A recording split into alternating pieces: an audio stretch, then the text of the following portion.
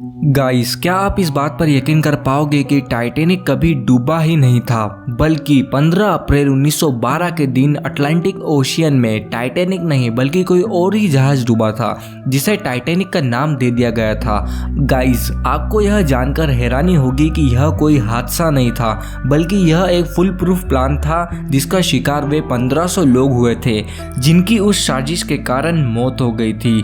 जी हाँ दोस्तों, आज की इस वीडियो में मैं आपको टाइटैनिक जहाज के बारे में कुछ अननोन कॉन्स्पिरेसी थ्योरीज के बारे में बताऊंगा, जो कि यह बताती है कि टाइटैनिक का डूबना एक हादसा नहीं बल्कि यह एक साजिश थी। तो बिना टाइम वेस्ट किए वीडियो को स्टार्ट करते हैं।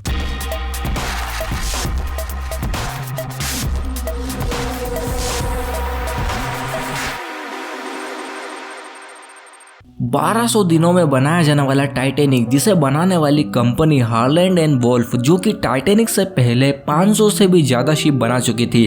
टाइटैनिक की parent company white star line, जो कि 107 शिप को ऑपरेट करती थी, जिस शिप के कैप्टन एडवर्ड स्मिथ थे, जिन्हें 40 सालों का एक्सपीरियंस था। इन सभी के होते हुए भी आखिर कैसे सिर्फ एक आइसबर्ग से टकराने की वजह से टाइटैनिक समुद्र में डूब गया? क्या वह इतना कमजोर था?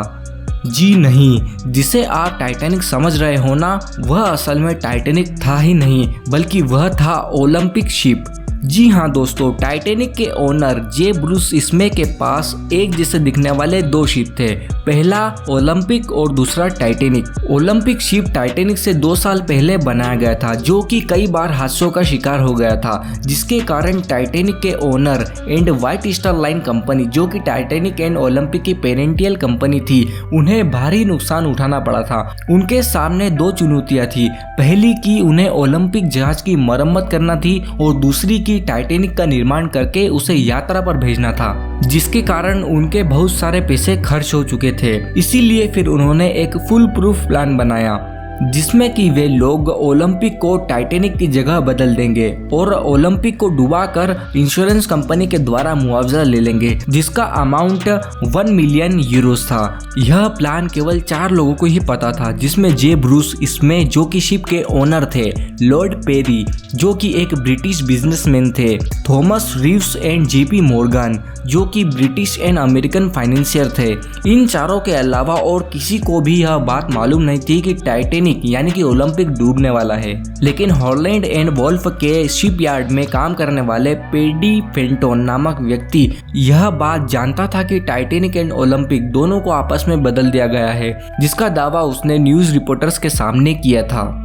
एक इम्पोर्टेंट पॉइंट और है, जिससे कि यह बात बिल्कुल साफ हो जाएगी कि टाइटैनिक यानी कि ओलंपिक का डूबना एक घटना नहीं बल्कि यह एक साजिश थी। दरअसल शिप के owner J Bruce Ismay and JP Morgan भी टाइटैनिक पर यात्रा करने वाले थे, मगर लास्ट मोमेंट पर उन्होंने बहाना बनाकर अपनी यात्रा को कैंसिल कर दिया था।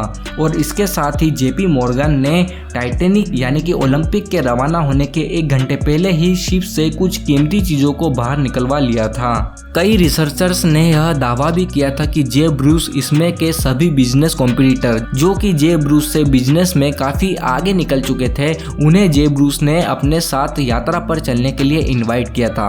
लेकिन ऐन मौके पर बड़ी होशियारी के साथ बहाना बनाकर उन्होंने खुद की यात्रा कैंसिल कर दी थी और उन्हें एक डूबने वाले जहाज पर यात्रा करने के लिए भेज दिया था, ताकि उनकी इस साजिश में मौत हो जाए और वह बिजनेस में आगे बढ़ जाएं।